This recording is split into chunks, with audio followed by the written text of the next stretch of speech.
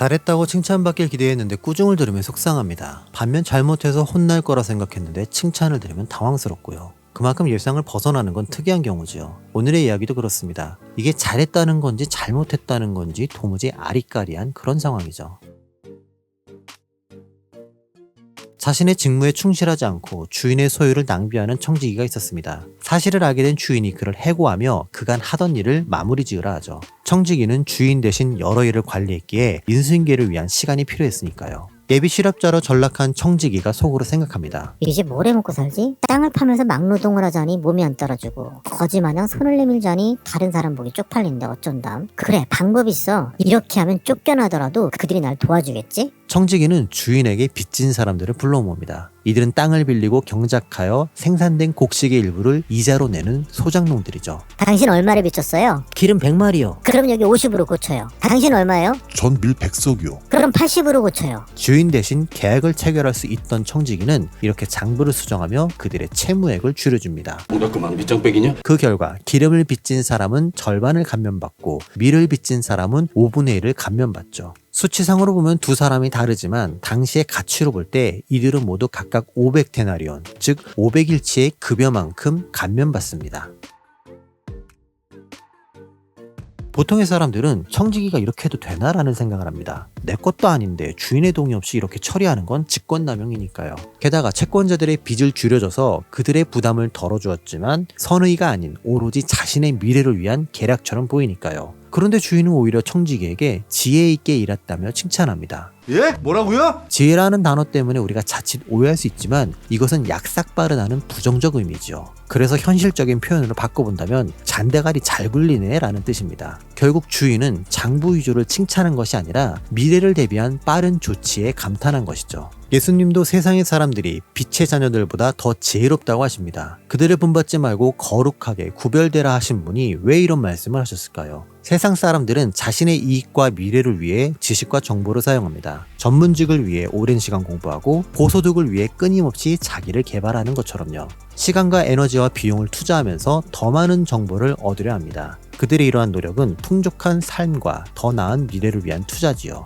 어느 누구도 이런 열심을 부질없는 소모성 낭비라 생각하지 않습니다. 예수님은 바로 그 부분을 칭찬하셨습니다. 미래를 대비하는 그들의 노력을 인정하셨죠. 그러면서 세상의 사람들도 유한한 인생을 위해 저렇게 노력하는데 하나님의 자녀이자 빛의 자녀들인 너희들은 더 잘해야 하지 않겠니? 천국을 위해 그런 투자와 노력을 해야 되지 않겠어? 라는 권면을 하신 것이죠. 결국 불의한 청지기의 비유는 미래를 대비하는 게 왜 중요한 것인지를 알려줍니다. 그리고 미래를 준비하기 위해 예수님은 불의의 재물을 활용하라 하시죠.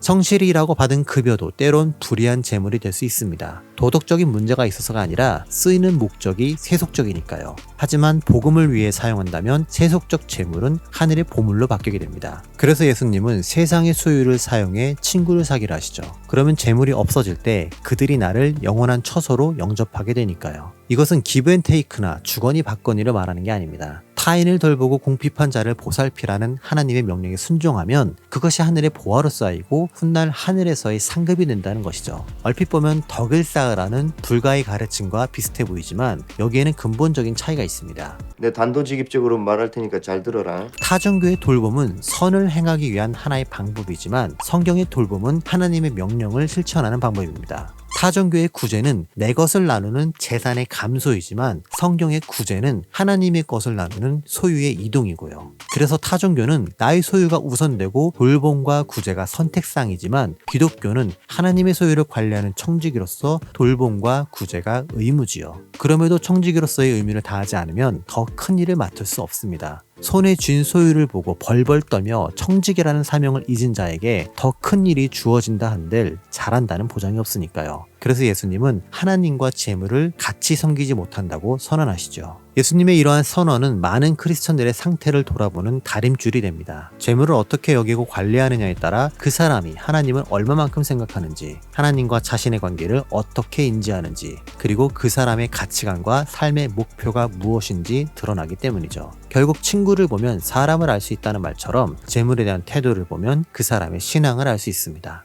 요래 딱 보면 안다. 옛 속담에 개처럼 벌어 정승같이 쓰라는 말이 있습니다. 개와 같은 동물들은 이성에 기반한 사고보다 본능에 충실하죠. 하지만 정승은 총리에 해당하는 고위직 인사이며 양반입니다. 그렇다면 이 속담은 단순히 물불 안 가리고 열심히 벌고 잘 쓰라는 수준을 넘어 생존 본능을 위해 돈을 벌었더라도 목적과 가치를 생각하며 사용하라는 뜻을 지니죠. 지금의 우리에게도 이 속담의 정신이 필요합니다. 먹고 살기 위해 마지못해 일한다는 수동적 자세에서 벗어나 하나님이 일하시기 때문에 나도 일한다는 사명감을 가져야죠. 그 사명을 위해 직장에서 성실하게 일함으로 일상의 영성을 보여줘야 합니다. 그렇게 번 돈을 보다 더 선하고 가치 있는 일에 사용함으로 사회적 수준이 높은 크리스천이 되어야죠. 이것이 청지기의 인생이고 세상의 빛과 소금이 되는 것이며 하나님의 형상대로 지음받은 값어치를 하는 것이죠. 하나님은 우리가 돈에 대한 주권을 내려놓길 원하십니다. 대신 가진 것을 어떻게 관리하고 사용해야 하는지 깨닫게 원하시죠. 그러나 돈을 목숨처럼 여기는 사람에게는 돈에 대한 주권 포기가 사형 선고처럼 느껴집니다. 내가 피땀 흘려 번 돈이고 나와 내 식구를 위한 건데 하나님이 이러시면 안 된다 생각하죠. 하지만 욥의 고백처럼 주신 이도 여호와시요 거두시는 이도 여호와십니다. 세상의 재물은 이 세상을 살면서 선을 행하고 하나님 나라의 확장을 위한 도구로서 나에게 잠시 위탁된 것이지 나의 이름을 높이고 인생을 꾸미기 위해 주어진 것이 아니기 때문이죠. 그럼에도 여전히 그게 아니고 이건 나와 내 식구만을 위한 것이며 난 이걸 내려놓을 수 없고 하나님의 명령보다 더 강력하게 나를 쥐고 흔든다면 결국 나는 하나님이 아닌 돈을 섬기고 있는 것입니다. 이때 하나님은 내 돈을 늘리기 위한 종교적 수단일 뿐이고요. 다 그런 거야 임마. 다들 안 그런 척 하는 거지. 세상의 불의한 재물은 우리에게 말합니다. 널 위해 준비했어. 그러니 너 스스로를 사랑하며 널 위해 사용해. 하지만 하늘의 재물은 이렇게 말합니다. 타인을 돌보고 선을 행하라고 하나님이 주신 거야. 이제 그 목적에 맞게 써야 하지 않겠니? 나에게 이걸 주신 하나님이 내 선택을 지켜보고 계십니다. 어떻게 살아야 하는지를 보여주신 예수님이 기대하고 계시고요. 지금도 동행하시며 끊임없이 격려하는 성령님이 외치고 계십니다. 여러분의 마음속에 그러한 외침이 들리지 않으시나요?